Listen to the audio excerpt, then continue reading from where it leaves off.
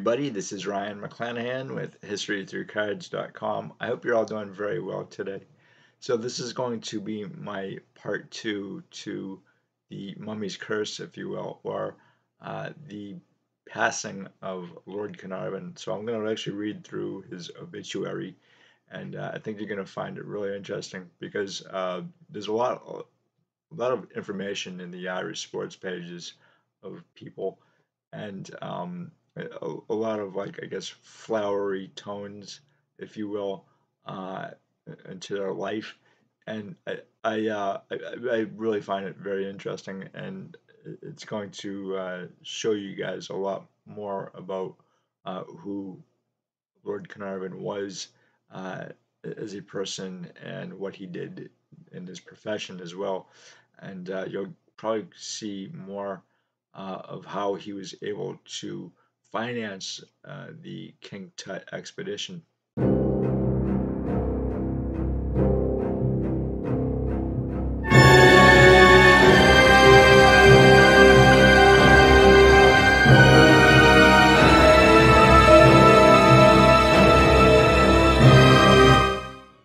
The Daily Telegraph, London, April 6, 1923.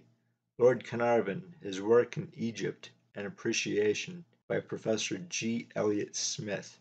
So long as mankind takes an interest in art and the achievements of ancient civilization, the name of the fifth Earl of Carnarvon will endure and have a special niche in the temple of archaeology, for it will ever be associated with the discovery of Tutankhamun's tomb, the most dazzling incident in the whole history of antiquarian investigation. That his death should have followed so closely upon the dramatic culmination of his 16 years' task in Egypt is, indeed, poignantly tragic, but that it should happen now, when years of difficult work and delicate negotiation in the connection with the discovery demand, in a very special sense, his personal guidance and support, make it nothing less than a calamity.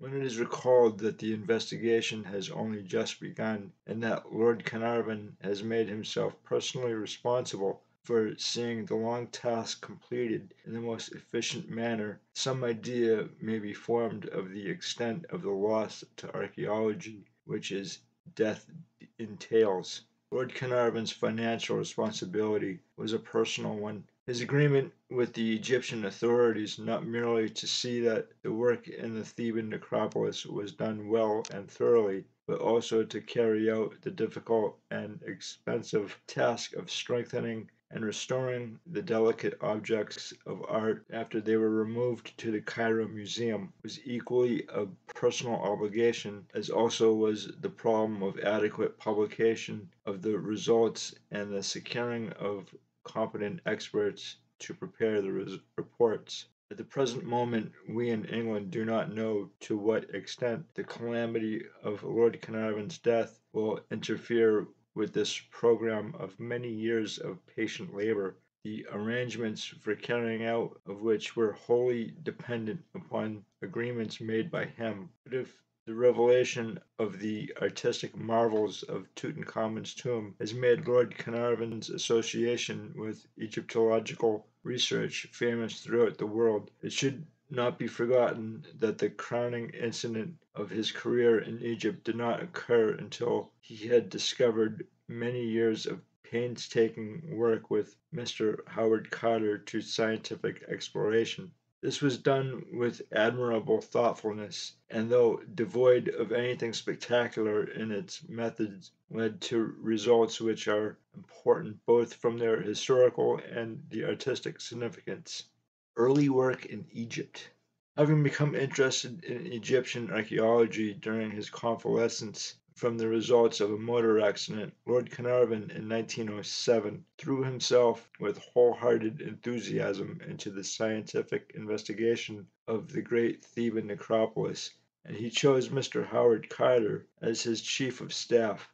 In a magnificent volume issued by the Oxford University Press in 1912, under the title 5 Years' Explorations at Thebes, a record of work done 1907 to 1911 by the Earl of Carnarvon and Howard Carter, The accomplishment is described and illustrated with fullness and accuracy. During excavations in 1908 and 1909, a 17th dynasty tomb was discovered, which yielded information of great historical and literary interest. On the face of the tablet recovered from this tomb was found a reference translated by Mr. F.L.I. Griffith of Oxford to the repulsion from Egypt of the alien Hyksos, rulers who controlled the country for several centuries before 1600 BC. In this contemporary record of an ancient, far-reaching historical significance,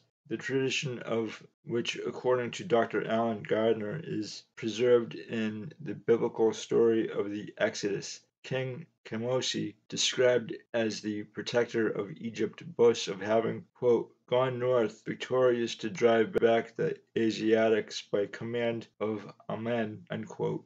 It gives details of great interest as to how he accomplished this mighty feat. But if one side of this tablet, now known to archaeologists as Carnarvon Tablet 1, is a precious historical document, the other is no less interesting to the student of literature, for it contains the introduction of the oldest book of wisdom that has come down to us from antiquity, the famous Proverbs of Ptah Hetep. Mr. Griffith describes this work as setting forth how the Wazir Ptah Hetep, son of a king, spoke to his King Asa of the advance of old age upon him and diminution of his powers, and requested that he might delegate his duties to his son, whom he would instruct in the words and ways of the ancients. The king acceded to his request and bade him proceed, and thus originated the rules of conduct which go by the name of the Old Wazir. It is not without interest to note that inscribed along this fragment of philosophy was depicted a drought board which notes in hieroglyphic upon some of the squares to indicate their place in the game, a strangely modern association of wise saws and the science of recreation. During his first 5 years, Lord Carnarvon found many other documents which are a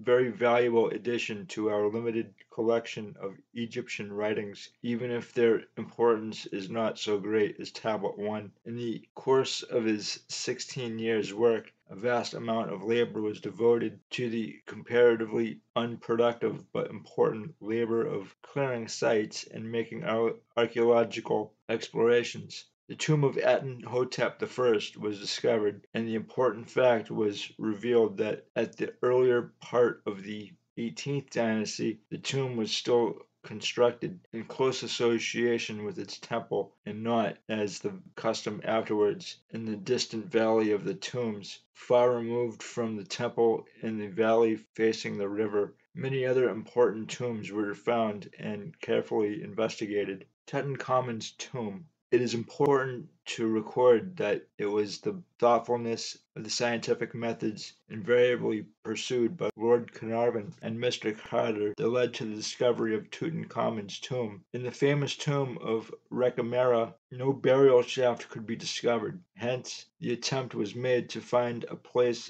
of burial elsewhere. Searching for this place in the Valley of the Tombs, the famous discovery of last November was made. It was a triumph for the enthusiasm and persistence of Lord Carnarvon and for the scientific methods and indomitable perseverance of Mr. Howard Carter. During his 33 years' work in Egypt, Mr. Carter has made to suffer many disappointments and to make great sacrifices to what he considered to be his duty. His association with Lord Carnarvon was a happy relief from the troubles of his earlier experiences, and this season's brilliant achievement was no more than a just reward for exceptional service. To him, the death of Lord Carnarvon is a real calamity. Lord Carnarvon's services to Egyptology were not restricted to fieldwork and publication, as those who visited the Egyptian exhibition at the Burlington Fine Arts Club a couple of years ago will be aware he has made a collection of singularly beautiful and valuable objects which are kept at his family seat at Highclere, Newbury, but several museums owe a great deal to his magnanimity, and in one case, that of his Metropolitan Museum of New York, his good services have been well repaid by the loan of the skilled assistants for the work in Tutankhamun's tomb this winter. To the Egypt Exploration Society, his support and help have been a tower of strength. His sporting career by Hotspur. Lord Carnarvon was a prominent personality in our world of racing, and his passing may, with all sincerity, be made the subject of great regret. On Monday last at Kempton Park, I was talking with his great friend, who was also his trainer for many years past, Mr. R.C. Dawson. He was full of anxiety as to the outcome of the illness, though far from being despondent, yet because of a constitution not too virile, there were given grave fears for a week past that Lord Carnarvon would never be seen again alive in his own country. I can imagine that there is genuine grief. Highclere Way in Berkshire. I am sure that many personal friends are now mourning the loss of a man who was ever most loyal, enthusiastic in pursuits that attracted him, and generally interesting in all matters of sport and romance. Lord Carnarvon was elected a member of the Jockey Club only 3 years ago, but long before then he was much engrossed in the breeding and racing of thoroughbreds. The stud farm was situated not far from his beautiful home at Highclere, and there he reared such notable winners as Velma, Volta, the son of Valens, Rivoli, Masovea, Whistler, Julian, Robert, Diablo, Franklin, and many others. No man ever showed more loyalty to a trainer and a jockey than he did to Mr. Dick Dawson and to Stephen Donahue. I am sure that he had genuine affection for both, and in the last year or two in particular he would not hear of anyone but Donahue riding his horses. However, it was long before Donahue's time in England that he started to win races. The first of note which I recall was the Royal Hunt Club, his hero on the occasion being the Irish-bred the solicitor, who made handsome atonement for failures in the Lincolnshire Handicap, City and Suburban. In quite recent times, Lord Carnarvon betted in decidedly modest sums, but it may have been otherwise in the days of the solicitor and Robert Diablo.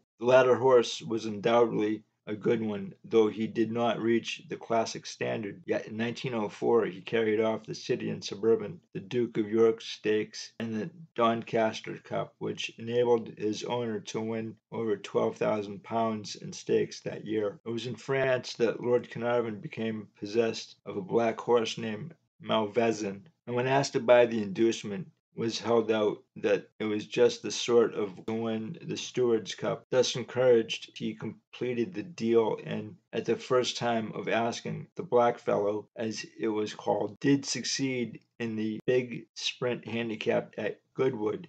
Then the present generation of racegoers will recall Rivoli, fine stare, that won the Ascot Stakes, and another that won Lord Carnarvon at the same race was Baldier. That was in 1900. Rivoli must have been a great constituted stayer, as at the same meeting at Ascot he won the Alexandria Plate. One recalls poor Harry Hild, an honest Mustapha, who did his best, only when so greatly expected it could be no more than just flat second or third best for big handicaps. I'm sure Lord Carnarvon had a genuine affection for this chestnut horse. He had a very speedy horse in Santry, but the most brilliant he had for speed was Vulture. The latter was a light bay of extraordinary vitality and nervous energy, and when many critics condemned him for showing what they alleged to be temper at the starting post, his owner would pathetically protest against the impeachment. Desperate antics were no more than the expression of his high courage. Be that as it may, there was consternation one day at Newmarket when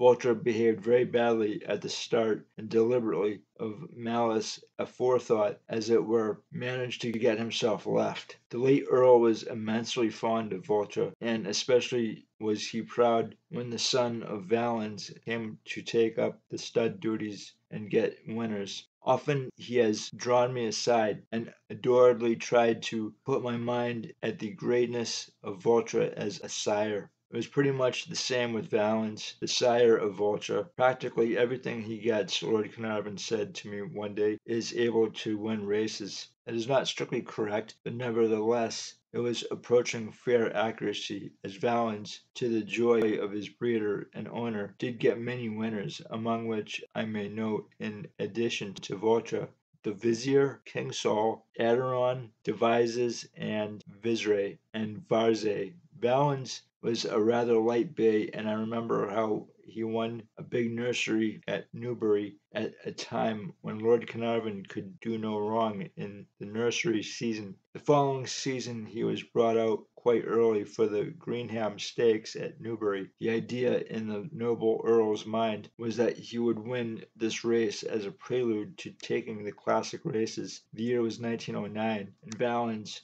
though he grievously disappointed his owner, incidentally contributed to much public rejoicing, as starting at 11 to 1 on, he met more than his equal in King Edward's Monroe. History relates how Monroe went on to win the 2,000 guineas and Derby, and in the latter race amply confirmed the form with Valens. Still, Valens was something of a personality among the racehorses in his day. He was second for the St. Leger, and in the following year he won the Newbury Cup, much to his owner's delight, as from the onset Lord Carnarvon had been a sort of godfather to his comparatively new course. Personal characteristics.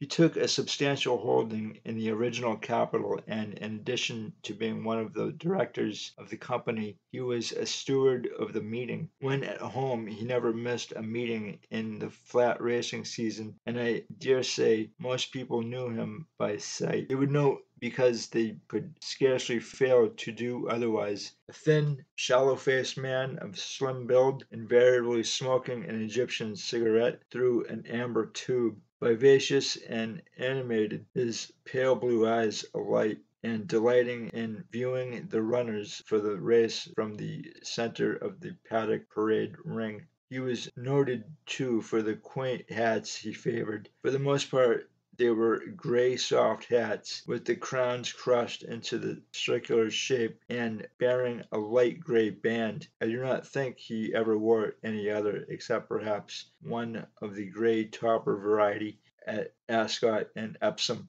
I'm quite sure his health was not that really good in the last few years. He gave one the idea that he might suffer from chest weakness, and that his stamina generally would not stand a severe test. Yet he was on one occasion fairly bristling with energy. A year or two ago he brought himself a small but powerful two-seater French car, which he loved to drive himself at breakneck pace speed between London and Newmarket during a meeting at headquarters. Motoring, as well as known, gave him much pleasure, but particularly if he should be filling the part of owner-driver. It also once gave him a bad shake-up, but he never lost his nerve. He was racing a good deal last season, and especially he was delighted with the exploits of Vulture's son, Franklin, who won him the Coronation Cup at Epsom, and would certainly, I think, have won the City and Suburban on the 25th of this month. But that nomination, as well as all others in Lord Carnarvon's name, is now void according to racing rule. Franklin, it may be added, also ran second for St. Leger, which his owner always maintained he should have won. It was at a meeting last midsummer that he told me that he would win the Chesterwich with Vilma, fine staying mare of which he unquestionably had big hopes. But she went wrong and had to be taken out of training. Lord Carnarvon had not many horses in training at the time of his death, but the breeding stud was flourishing, and it was good to think that the new Earl will almost certainly carry on the interest and the sport which gave his father so much pleasure in his lifetime. Horsley, as the new Earl was known in his regiment and among his intimate friends, has shown much keenness and has made appearances in public as an amateur rider, though without striking success. The great thing, however, is that he is keen, and that the colors of scarlet blue collar and white cap will not be allowed to lapse. I have written of the late Earl as a breeder and owner of racehorses. His sportsmanship took on other forms, and especially he was fond of shooting. Even among the best game shots of his time, he would be classed as good, and many a great day was accorded at Highclere in the period when game was preserved on an elaborate scale. There had been no preserving on the Berkshire estate during the war, and indeed ever since, but the game books could tell an eloquent story of remarkably big bags contributed to on one occasion by the late King Edward and by some of the best shots in the country. My personal knowledge of him was as a well-known personality on the turf, and I am sure there will be general endorsement of my statement that racing and breeding benefited materially by his own devotion to them, and that his death is most sincerely regretted. Last visit to England. Lord Carnarvon's only public appearance in England since his great discovery was at a meeting in the Egypt Exploration Society at Central Hall, Westminster, on January 11th last. He had come home after the opening of Tutankhamun's tomb for a brief visit at Christmas time, and the date was a little before his return for the piercing of the wall of the inner chamber. The occasion was a lecture by his friend Professor Percy Newberry on the Valley of the Tombs of the Kings, and Lord Carnarvon spoke for half an hour. As the Daily Telegraph said next day, he, quote, held the huge audience spellbound while he told the story of his discoveries, unquote. I can assure you that this was a very exciting moment, he said, after describing the breaking of the wall that obstructed access to the outer chamber. Mr. Carter, holding a candle in his hand, put his head in. He did not say anything for 2 or 3 minutes, but kept me in rather painful suspense. I thought I had been disappointed again, and I said, "Can you see anything?" "Yes, yes," he replied. "It is wonderful." Before leaving England, Lord Carnarvon expressed his confident belief that the body of the king would be found undisturbed. "I anticipated finding something," he had remarked, "but I never dreamt that I should find such a tomb as this. All Egyptologists will unite in regret at Lord Carnarvon's death before the uncovering of the shrine and the clearance of the 2 antechambers that had yet to be undertaken to complete his work." He had been a keen supporter of the Egypt Exploration Society and a vice president since 1917, in which year he gave a donation of £300 to its funds. The late Earl, who was in his 57th year, is survived by his widow, 1 son, and 1 daughter. He married in 1895 Almina Victoria, the only daughter of the late Mr. Frederick Wombwell. The son, Lord Porchester, who succeeds to the title, is an officer of the 7th Hussars and is 24. Last July he married in St. Margaret's Church, Westminster, an American bride, Catherine, eldest daughter of the late Mr. J. Wendell of New York, who had been living in England with her mother since her father's death. Prince George was present at the wedding. The late Lord Carnarvon's daughter, Lady Evelyn Herbert, was with her father when Tutankhamun's tomb was entered, completing the party of 3 who by dim candlelight obtained the first glimpse of the treasures it contained. I'm going to read a little bit about the time in which King Tut lived as well. Now, getting back to the Curse of the Mummy, there's actually 58 people who helped with the dig, and there's only about 9 people who died because of it, according to the curse. I don't really believe in curses all that much. Uh, the few people that I do know the names of here, I don't think that there's 9 of them here, but uh, one in particular, which is George Gould, and George Gould is actually the son of Jay Gould, the railroad tycoon, and Jay Gould actually has a card in the 1888 Poor Boys set from Duke and Company, and actually it's a really nice set. It's not a card per se as it is a book, um, and I'll get into that in some other video. However, there are other names here too, and there's a few archaeologists who passed away.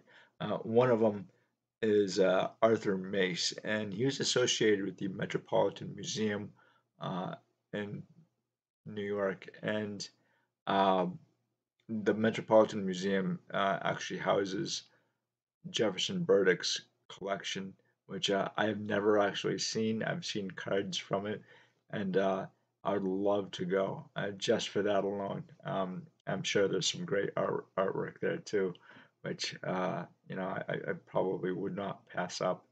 Who knows?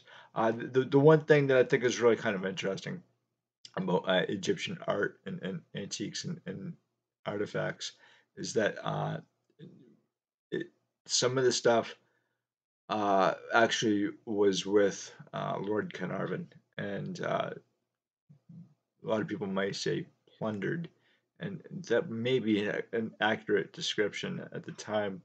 Archaeology uh, really seems to be more of an adventure and theft, and it's not really a popular view, I think.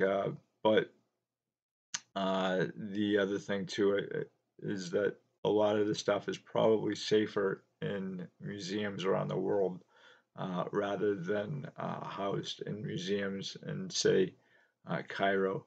And now I know that Cairo is kind of a safe place. It's a lot safer than the museum in Iraq. The National Museum there was looted in 2003, and we're still looking for artifacts from that museum. And a lot of those artifacts from that particular museum uh, were sold off to support terrorism. And there's a huge underground market or a black market for these kind of things. And in other parts of the world, say in China, uh, this stuff is well, basically they're selling knockoffs as well, and so you have to be very careful of what you purchase.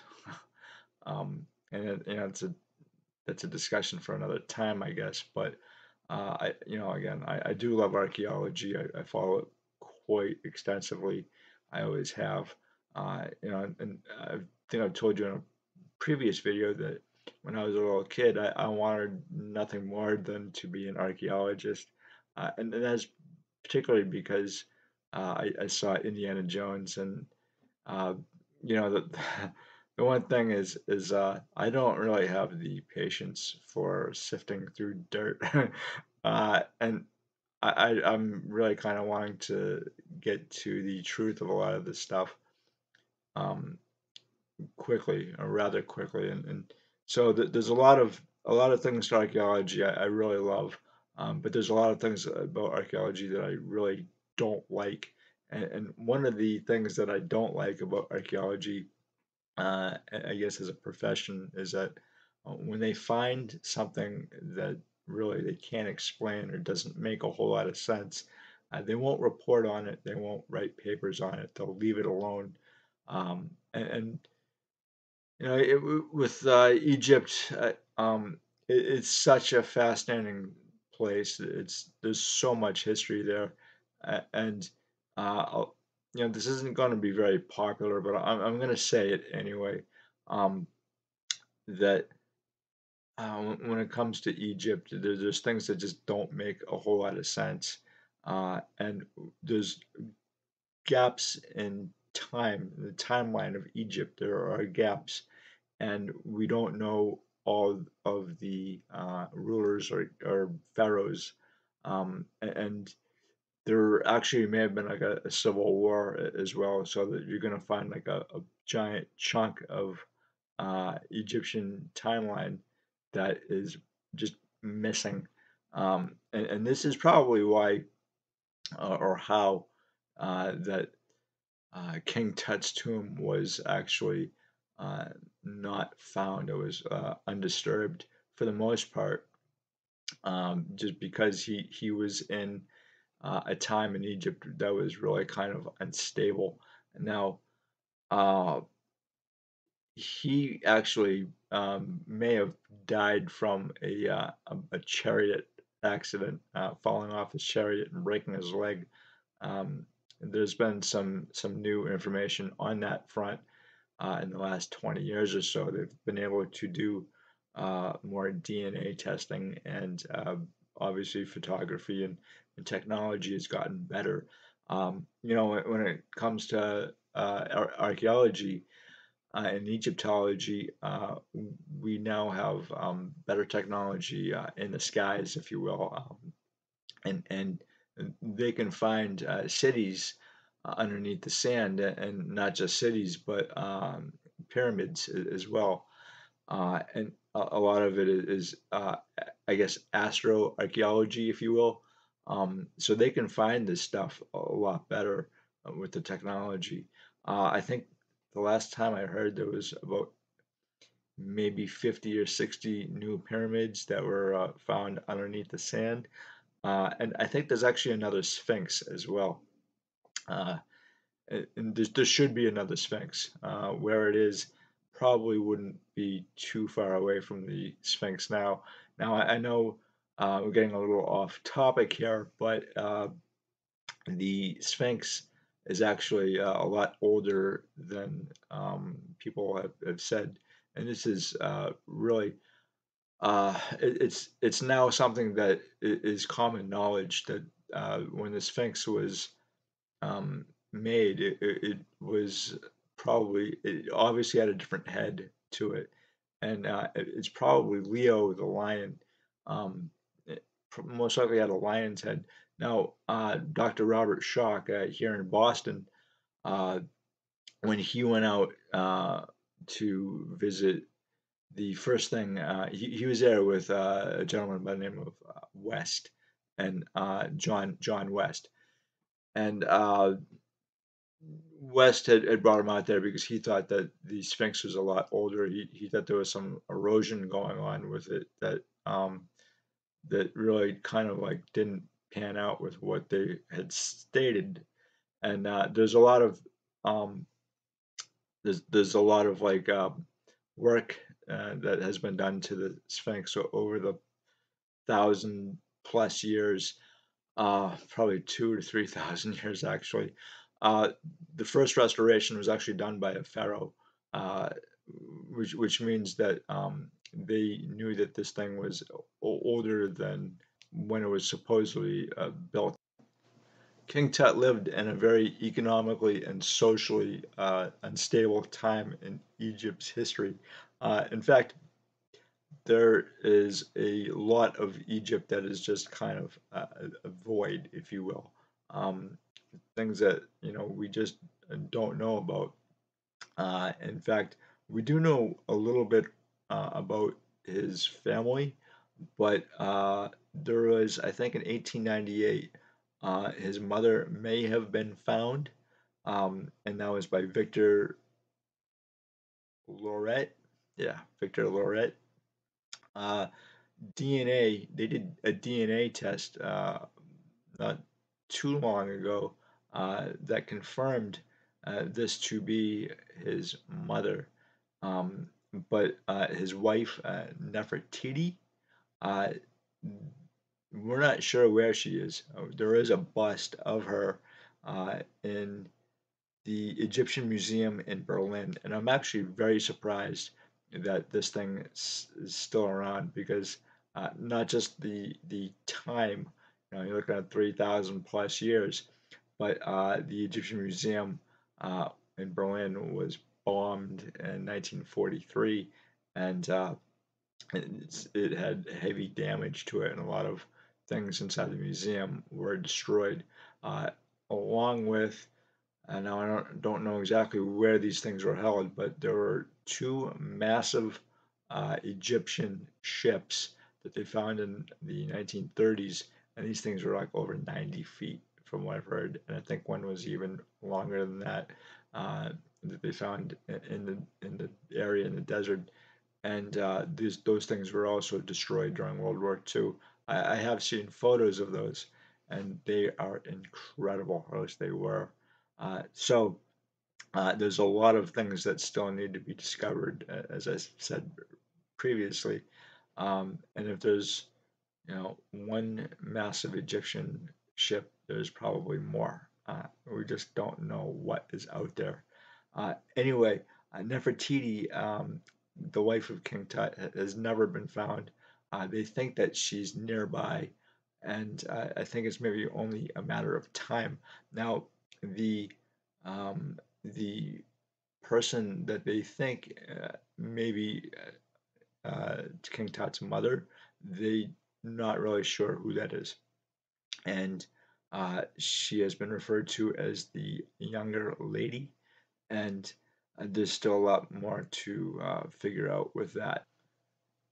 So I've been following Kathleen Martinez's dig at Cleopatra's temple, and the one thing that I think is really interesting about this is that when you see the mummified remains of the people who are underneath this temple, and then you see King Tut's remains as well, his mummy, they're vastly different. And this is absolutely fantastic. In fact, that it shows us how technology can disappear, common knowledge can disappear over time. And when Cleopatra was ruler of Egypt, the knowledge of mummification was missing, if you will. These mummies are nothing like King Tut at all. The way that they mummified these people, uh, they didn't have it. The knowledge was gone, and they were kind of really fascinated with Egypt to begin with, and they wanted to carry on those traditions during Cleopatra's time, but they just didn't know how. Do I know that Cleopatra is uh, going to be found? It's going to take a long time, I think, and uh, you know, it may be that she was actually buried closer to Alexandria, uh, but and a lot of that is underwater. So we're not sure.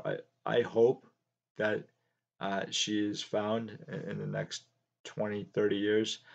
But in the meantime, like my hat's off to Miss Martinez. She's done a wonderful job, and it's very important.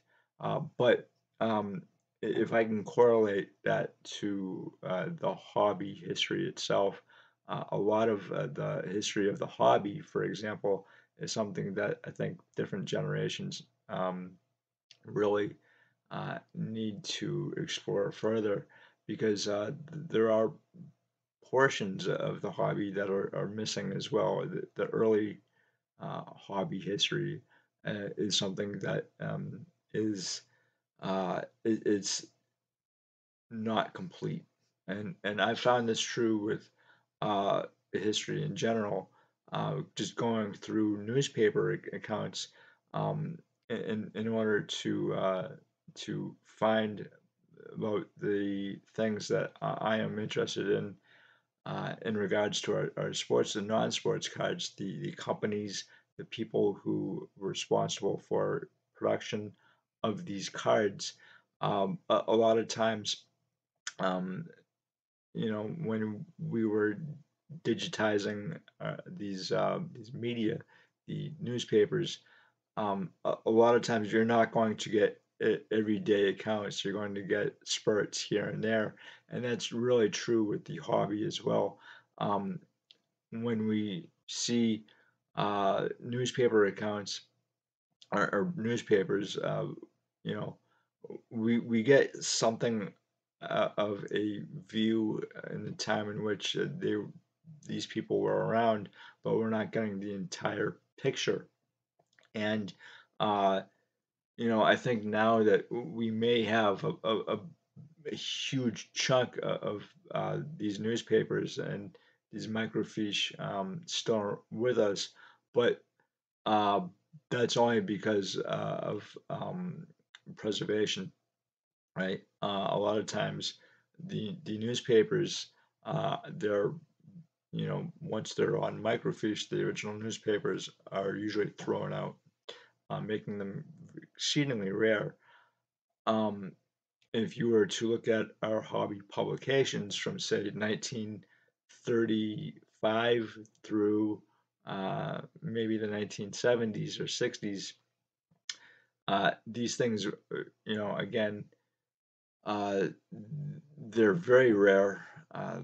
Most likely, they're not on any kind of microfiche or digitized, and so digitization has only really been around for the last 10, 15 years, and it's a long process.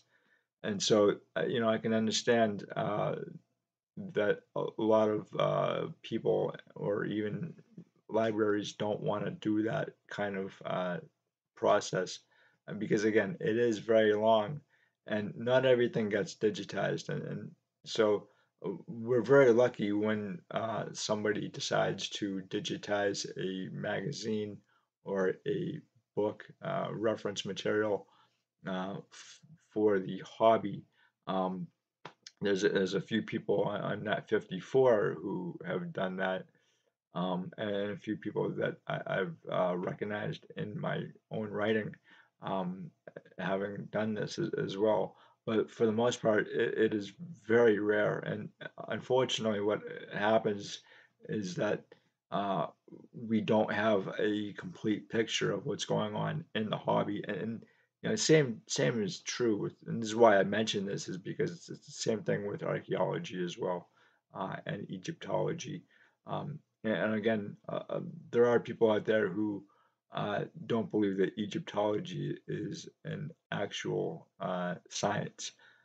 I'm not sure. I'm the wrong person to ask if it is. I think it's a fascinating subject.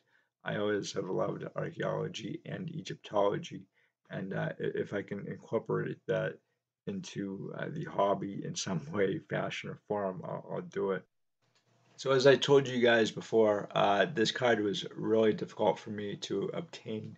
I've never actually seen this card in the wild, as they say, only online, and it's a very different experience. A lot of collectors, especially novice vintage collectors, say that they have a difficult time trying to figure out if the card that they are looking to purchase is a reproduction or not. And there are actually a lot of different tips and tricks to figure this out. One is by understanding how these cards were printed, and um, that is actually something that you should learn. I think everybody should have a basic understanding of printing techniques, and not just today, but how these things were printed in past years. The technology has changed so much since the T206, but I think you should at least have a working knowledge. The other thing too is um, smell your cards. Now, I know that's really difficult and to get your mind around. And when I first heard dealers say that you need to take a quick sniff of your card, I looked at him like, "Are you crazy or something?" But actually, this is a 1957 Topps Hit Stars Tony Bennett, and I'll be talking about him too at some point because I really like his music and he's awesome. Anyway, uh, the one thing you will learn by giving your cards a quick sniff, if the dealer allows it. Now, always ask the dealer at the table if you can observe the card outside of its container or its holder. And you know, well, I'll get to that in a minute, but it it shows. I often find it really kind of difficult to um, see if there's any creasing or anything else that a holder like this can hide. And you'd be surprised. The lighting at a lot of these conventions and shows are not good, especially if you guys are going to the national. Um, the lighting can be off. So what I do is I kind of tend to um, turn the card slightly, in different directions here, just to make sure that it has no creasing. Now, uh, just if you're looking at this card like this, you're not going to see a crease, but right off the bat, when I turn it slightly to its side, I can see there's a crease in the upper left-hand corner. And a lot of times, you might not see this if you're trying to pick up a card on eBay, for example. You can miss these things. Uh, but once you do get the card, or you see the card at a show, and you want to take a more closer examination, you can always ask the dealer if he can take it out. I'd rather prefer a dealer take the card out for me to examine it. That way, if anything happens, it's not necessarily on me, and I won't have to pay for it. In any event, um, when when you do smell the card, you're going to pick up on uh, four different flavors, if you will. Um, there's going to be four different scents to a card. At least it should be if it's vintage. And right off the bat, I'm smelling maybe a little bit of a musty flavor. Yeah, flavor. um, you need to that's a good sign actually. You need to see smell that in order to know that this card is from 1957, because a reproduction isn't going to have that. And you're also going to pick up maybe a vanillin flavor as well, or scent. I keep on saying flavor. I'm really kind of hungry right now.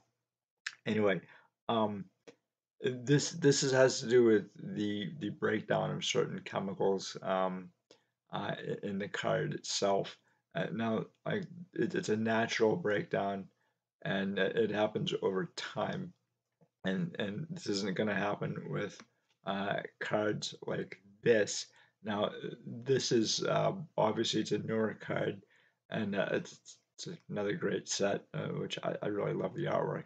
Anyway, um, when uh, when you don't necessarily have to do the sniff check on this card right here, but um, if you do, you're going to pick up on a more of a chemical smell, like a resin. Is the first thing that you're going to pick up on when you do smell these particular cards. The more modern cards are going to have a heavy resin smell, and that's just the way they were, I guess, manufactured, which is a lot different from this there. And just be really careful when you do this as well. Um, when I examine a card, I try to pick it up by right here, not the corners, because they can obviously get damaged. But I'm very careful with this stuff, and again, like I say, if you don't feel comfortable taking it out of its case, um, have the dealer do it, and then ask. First off, ask them. I always ask, and the other thing too is if you're doing any recording as well, at a show, just ask the dealer if you can record. It's just a polite thing to do. Anyway, um, that's my tip and trick for the day. And if you guys have any questions about this, you can ask me. And the other thing too is I actually wrote about this in my article on the 1933 Gaudi set. I think it's on page 43. And then what you'll be able to pick up on and what those scents actually mean are in that article. So you can stop by there anytime you wish. So I want to find out exactly where this Curse of the Mummy story came from, who did it, and when. And I think we have a really good idea of who. As it turns out, Howard Carter sent a letter to a lady by the name of Helen Iondes. Now, I'm not exactly sure who she is, but in this letter, he talks about a former archaeologist by the name of Arthur Weigel, and Arthur Weigel turned into a reporter. And um, it may be that Weigel is actually pretty angry with Lord Carnarvon to begin with, and probably with Howard Carter as well. And I can go into a few reasons of why that would be, but um, Weigel actually is the one responsible for this, and according to Howard Carter, he just says that he just made the whole thing up. He was actually not at the uh, site at the time that the tomb was opened. He was the last person to show up, and he had really nothing to go on, no story, and particularly because Lord Carnarvon gave exclusive access and rights to the Times, and you know uh, that that would have really kind of been not good for Weigel, and his story would have could have been dead on arrival. Um, and it would have been really given every reason for Weigel to make up a story like this. The problem is too, I think Howard Carter um, may have been angry at this because for two reasons. First, there was a movie made in 1932 called The Mummy, and it's based on the curse of the mummy from 1922 when Lord Carnarvon passed away, and I think he passed away in about 6 months uh, from the time it was opened till the time he, you know, passed on. So there's that, and then Lord Carnarvon basically uh, he couldn't dispute anything. He wasn't alive to dispute anything in the press or say that's all hogwash, if you will. So it was left up to Carter to say this, and he actually did say this in this letter from January of 1934. The other thing too is I found this true even with the hobby is that you have a lot of rivalries, um, and especially in academia and in archaeology and Egyptology too, apparently, because I think these two, Weigel and Carter, were rivals in some form or fashion, and certainly appears that way. Um, and to what extent, I'm not sure. I have heard that somebody had said that Carter was actually having an affair with Lord Carnarvon's daughter, and she put that one to rest fairly quickly, I think, when it came out in the press. She said, no, that's not true. And Howard Carter had a strained relationship with the daughter, and I think a few other people too. Carter himself is kind of a loner, if you will. A lot of people have said over the years that his behavior was quite strange, um, and it may be. I don't know enough about Carter as a person. I'd love to learn more about what he was like, not just as an Egyptologist, but as a person. So to say that somebody is X when they're really Y is you need information to come to that conclusion. And the one thing is with Weigel's description of what happened, uh, not exactly the most accurate thing in the world, obviously, because curses don't exist. Um, bad things happen to good people, and good things happen to bad people. But for the most part, I do not believe or subscribe in curses. Um, I think though that Hollywood, they will always run with a story, no matter how fantastic it is, just to sell tickets. And I get that. I understand that.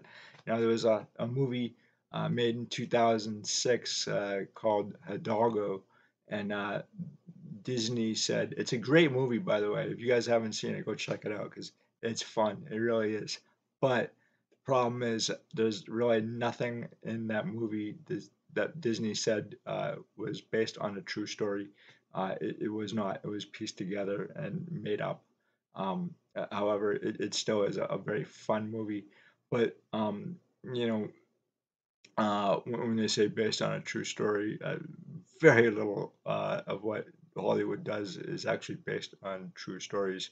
And, you know, The Curse of the Mummy is obviously not a true story. However, Hollywood did make a series of movies, first in 1932 with Boris Karloff, and that actually had mixed reviews. But it didn't stop Hollywood from making other movies after that. I think The Curse of the Mummy came out in 1940, and then the Mummy franchise again with Brandon Fraser, he's a really good actor. I like him, and I like these movies as well. They were very entertaining. But uh, it kind of goes to show that uh, you need to take care as a reporter and a journalist. And I try my best to give my readers uh, not just the story, but where I got this information from, your sources. I try very hard to source my materials. It's, sometimes it can be very difficult, but you don't see a lot of sourced materials in the media these days, and certainly you're never going to see it in on the TV media, the corporate media. It doesn't happen. But this letter actually, when it was written, we haven't seen it before. It's brand new, and it was sold by a R&R auction out of Boston quite recently. I'm not familiar with R&R, but the letter actually sold for $10,000, and that kind of goes to show just how popular this subject is. And I think it's really kind of always be very popular in culture. Uh, you know, again, I don't particularly have anything against the story, but uh, there's a lot of coincidences surrounding the people involved that would probably make one person or several people convinced that this site was cursed, and bad juju, if you will, did occur to these unfortunate people, leading to these events. But I don't really believe it. I think science uh, and and technology is really kind of taken over the Curse of the Mummy at this point. But guys, listen, thank you very much for stopping by. I really appreciate it. I would love to hear what you guys have to say on the subject, or maybe the history of the hobby. If you guys want me to talk more about that, let me know. I do love the history of the hobby. It is equally important to me as researching and writing about the ball players, or the businesses, or the cards themselves. The one thing that I think that a lot of people probably haven't uh, maybe dived too deeply in, are the owners of these businesses that have produced our cards, and again too. I was on with AIH Sports not too long ago, and Raul's got a great channel. If you haven't seen it, go check it out because he's got some great stuff.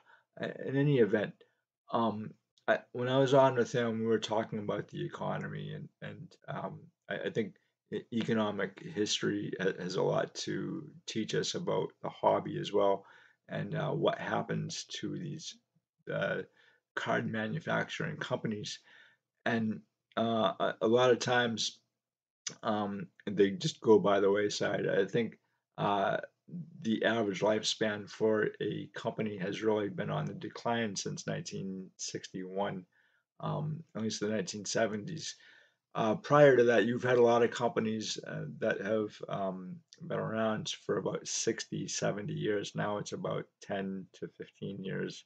There are a few companies that issued cards that were around when this particular card was issued back in 1914. Um, and there's a few companies that I can think of off the top of my head that were around during the T206, particularly the American Tobacco Company, and they're still around. They're just smaller, but just because they were dissolved in 1911, it doesn't mean that they were completely gone. They just made smaller. Um, and then you have a few companies from the M101 series back in 1916 that are still with us today. And in my lifetime, there was actually a few uh, dead ball era players that were living as well.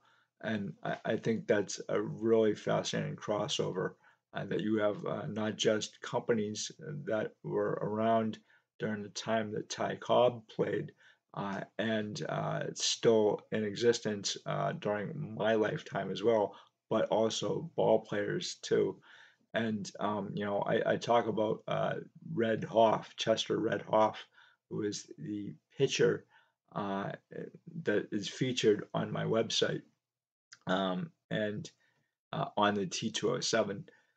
And he played in Ty Cobb's era. In fact, he struck Ty Cobb out, and he played for Ty Cobb on barnstorming tours as well.